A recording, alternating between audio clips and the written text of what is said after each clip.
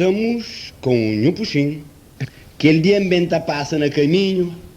A Ernestina, que nos era companheira de escola, e chamando: Nastassi, vem ali. Quando chega diante dele, fala: Ernestina, cos'è?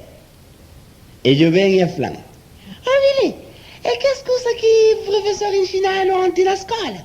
Che scusa di sostantivo concreto? Che flapa leva 12 exemplos na caderno de escola. Você está fazendo uma confusão. A minha põe calcinha com saúde. Ernestina, está mal. A saúde é que é substantivo concreto, não.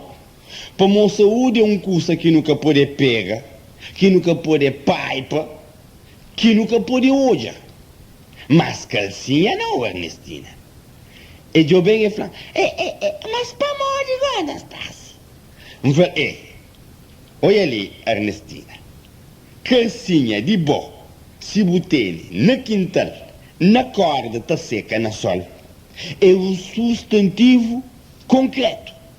Mas, Ernestina, se botele no vestido,